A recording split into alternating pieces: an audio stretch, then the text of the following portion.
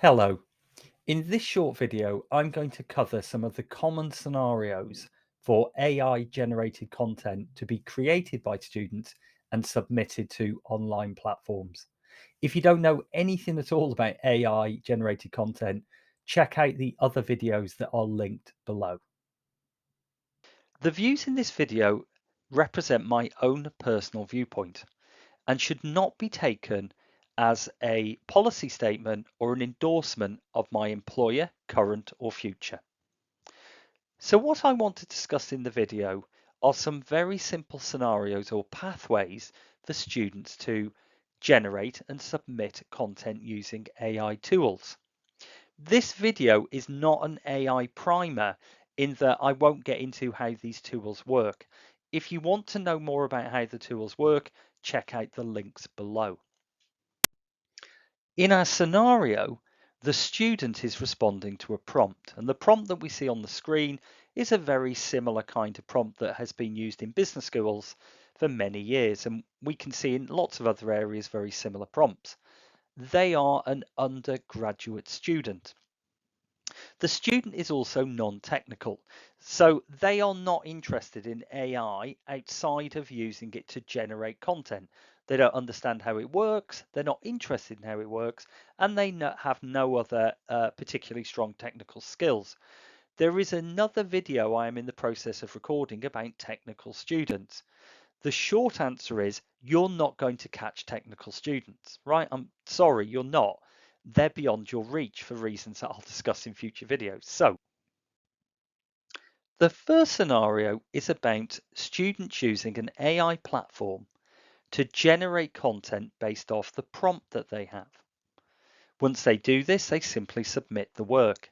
Now, the reason I mention unmediated and undifferentiated is that most of the platforms we have today are experimental platforms so that researchers and others can interact with the tools, generate content, but help to improve the platform. They're not specifically intended for students to generate content for assessment purposes. For the student, this actually represents the most kind of highest barriers to detection. The reason it represents highest barriers to detection are as follows. That one, you need actually with these kind of tools more skill with the prompt. Now, as I record this earlier in the week, a new version of GPT-3 was released, GPT 3.5, which is based around a very conversational chat tool. So that barrier has decreased a little bit, but still, the more skill you have with the prompt, the better the responses. The second challenge is the language that the tool tends to use tends to be quite repetitive. So in a longer form piece of work, 2 to 3,000 words, this could be spotted. The third challenge is what we call the hallucinatory experience, which is AI has no concept of truth. So if you ask the tools to generate content and references, it will, but it does not mean that they are true. They're often entirely made up references, and you can find entirely made up quotes, right? And finally, all of these AI tools often generate and bring in content from existing sources. So you can detect and pick this up in plagiarism tools. So in this scenario, this is the highest chance that a student is detected because all of these different factors. So in our next scenario, if we take a step beyond, what's more likely to happen is that the students will enter a revision cycle where they go through and fact check what's in it, they change some of the language to match their own style, and they also make other changes. This means that they can remove the repetition that potentially exists and they can remove the hallucinatory experience because they can check that all of the references and quotes are actually real. Okay. This means that the student has eliminated two of the problems that we have, but we still got issues around skill with the prompt and potentially plagiarism tools could still pick up some of the content. But as a matter of good pedagogical practice, More and more institutions allow students to submit work in advance of the deadline and to use that submission to look at their plagiarism report or academic integrity report and use that to make sure that they do not breach the university's regulations. So I think it is likely that we will see students doing revision cycles where they use the output from plagiarism tools to feed into that revision cycle. So we have the AI generates the original version, the students then involved in a revision cycle. We then have the plagiarism tool feed into this, and they use that to eliminate all of the problems with the AI generated content. What's submitted is a hybrid where it's very difficult to distinguish between what the student knows and what the AI has created for them. So we've eliminated 3 out of the 4 problems, okay? The other thing that occurs to me is it's very unlikely that nobody is going to have the idea what happens if we start to analyze using AI tools, plagiarism tool output, right?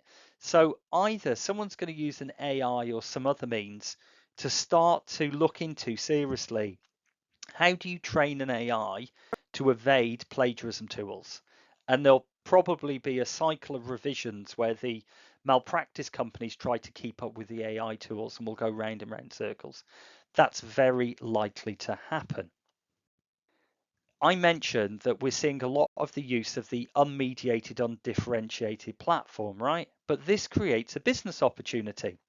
And we are already starting to see mediated and differentiated AI services, not platforms, appearing. And what I mean by this is more and more people will use the platforms to create websites where freely or for pay, students can generate AI services. AI generated content where the service is designed specifically to help generate assessment content. Those services are likely to have all sorts of tools to simplify the need of the student to come up with the right prompts. So I can see a very common scenario where the site will suggest what level of student are you, what kind of course is it, what country are you in, what tone do you want, and also I will be amazed if this doesn't happen. Do you want us to inject some superficial errors, spelling errors and others into the content so that it appears more authentic, okay?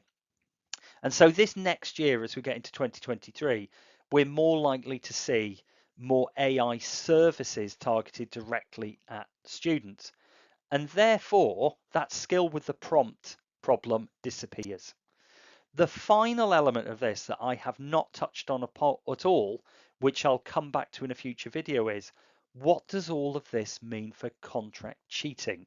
Well, tune in soon and I'll let you know. So I hope that helps. Let me know what you think, and let's keep the conversation on this going. Thank you.